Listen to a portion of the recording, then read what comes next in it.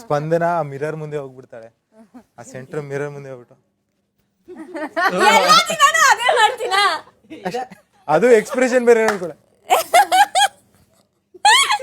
ಕಾವು ಇವಳು ಹೆಂಗ್ ಆಡ್ತಾ ಇರ್ತಾರೆ, ಅವ್ರ ಪಕ್ಕ ಹಿಂಗ್ ಆಡ್ತಾ ಇರ್ತಾರೆ. ಎರಡ್ ಸ್ಟೆಪ್ ಆಡ್ಬಿಟ್ಟು ಓಡ್ಬಿಡ್ತಾರೆ ವಾಶ್ರೂಮ್ಗೆ. ಸುಮ್ನೆ ಒಂದು ಅಸೈನ್ಮೆಂಟ್ ಮುಗಿಸ್ಬಿಟ್ಟು ಹೋಗ್ಬಿಡ್ತೀನಿ ಸ್ಟೆಪ್ ಆಗಿ.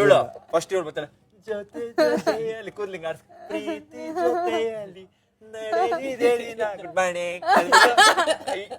ಅದ್ ಪಕ್ಕದಲ್ಲೇ ನಾನು ಇದ್ಬಿಟ್ರೆ ಹಿಂಗೆ ನನ್ ಪಕ್ಕದಲ್ಲಿ ಗುಡ್ ಮಾರ್ನಿಂಗ್ ಅಂತ ಸಿಹಿ ಸಿಹಿ ಮಾತು ಸಿಹಿ ಅನ್ಕೊಂಡು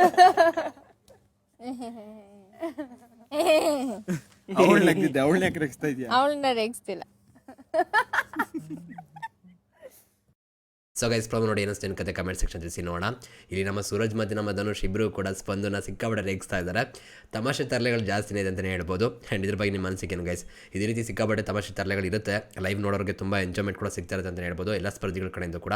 ಬಟ್ ಎಷ್ಟೋ ವಿಷಯಗಳನ್ನ ಎಪಿಸೋಡ್ ತೋರಿಸಲ್ಲ, ಎಷ್ಟೋ ಸಲ ಪ್ರೋಮೋದಲ್ಲಿ ಬಂದಿರೋದನ್ನು ಕೂಡ ಎಷ್ಟೋ ಸಲ ಕಟ್ ಮಾಡೋದು ಕೂಡ ಇದೆ. ಈ ಥರ ಮಾಡಿದಂತೆ ಜಾಸ್ತಿ ನಗು ಬರ್ಸೋದ ರೀತಿ ಇರುವಂಥ ಒಂದು ವಿಡಿಯೋಗಳನ್ನ ಹಾಕಿದ್ರೆ ತುಂಬ ಚೆನ್ನಾಗಿರುತ್ತೆ ಅಂತ ಅನಿಸುತ್ತೆ. ನಿಮಗೆ ಅನಿಸುತ್ತೆ ಗೈಸ್ ಇದ್ರ ಬಗ್ಗೆ ಕಮೆಂಟ್ ಸೆಕ್ಷನ್ ತಿಳಿಸಿ ನೋಡೋಣ. ಜೊತೆಗೆ ಇಲ್ಲಿ ಕಾವ್ಯವರ ಲುಕ್ಕು ಆ್ಯಂಡ್ ಹೊಸ ಲುಕ್ಕು ಯಾವ ಥರ ಕಾಣಿಸಿದ್ದಾರೆ ಕಾವ್ಯವರು. ಆ್ಯಂಡ್ ಇನ್ನೊಂದು ಏನಪ್ಪ ಅಂದರೆ ಇಲ್ಲಿ ಅಶ್ವಿನಿ ಗೌಡ ಅವ್ರ ಟೀಮಿಂದ ಮಾಳುವಣ್ಣ ಚಾಲೆಂಜ್ ಅಕ್ಸೆಪ್ಟ್ ಮಾಡಿ ಏರ್ ಕಟ್ ಕೂಡ ಆಗಿದೆ. ಅದು ಡಿಫ್ರೆಂಟ್ ಲುಕ್ಕಲ್ಲೇ ಕಾಣಿಸ್ಕೊತಿದ್ದಾರೆ ಮಾಳುವಣ್ಣ. ಆ್ಯಂಡ್ ಸೀರಿಯಸ್ಲಿ ಅಪ್ರಿಷಿಯೇಟ್ ಮಾಡಲೇಬೇಕು. ಆ್ಯಂಡ್ ಈ ಥರ ಎಲ್ಲ ಮಾಡಿಸ್ಕೊಳ್ಳೋಕೆ ಸಿಕ್ಕಾಬಟ್ಟೆ ಕಷ್ಟ ಅಂತಲೂ ಹೇಳ್ಬೋದು. ಅದು ಯಾವ ಥರ ಲುಕ್ ಇದೆ ನೋಡಿ, ನೀವೇ ಸ್ಕ್ರೀನ್ ಮೇಲೆ ನೋಡ್ತಾ ಇರ್ಬೋದು. ಆ್ಯಂಡ್ ಆ್ಯಕ್ಚುಲಿ ಈ ಥರ ಎಲ್ಲ ಮಾಡಿಸ್ಕೋಬೇಕಾದ್ರೆ ತುಂಬ ಕಷ್ಟ ಅಂತೂ ಆಗೇ ಆಗುತ್ತೆ. ಆದರೂ ಕೂಡ ಈ ಥರ ಬಿಗ್ ಸ್ಟೇಜಲ್ಲಿ ಈ ಥರ ಕಾಣಿಸ್ಕೋಬೇಕು ಅಂತ ಬಂದಾಗ ಅದೊಂದು ತಲೆಗೆ ಬಂದೇ ಬರುತ್ತೆ ಅಲ್ವಾ. ಸೊ ಈ ಥರ ಚಾಲೆಂಜ್ಗಳನ್ನು ಕೂಡ ತುಂಬ ಚೆನ್ನಾಗಿ ಅಕ್ಸೆಪ್ಟ್ ಮಾಡಿ ರೆಡಿ ಇದ್ದಾರೆ ಅಂತ ಹೇಳ್ಬೋದು ನಮ್ಮ ಸ್ಪರ್ಧಿಗಳು. ಒಳ್ಳೇದಾಗಲಿ. ಆ್ಯಂಡ್ ಇಲ್ಲಿ ಜೊತೆಗೆ ಇನ್ನೂ ಬೇರೆ ಬೇರೆ ಚಾಲೆಂಜ್ ಕೂಡ ಇರುತ್ತೆ, ನೋಡೋಣ ಏನಾಗುತ್ತೆ ಏನು ಕತೆ ಅಂತ. ಸಿಗೋಣ ಮತ್ತೆ. Thank you guys, love you guys, bye.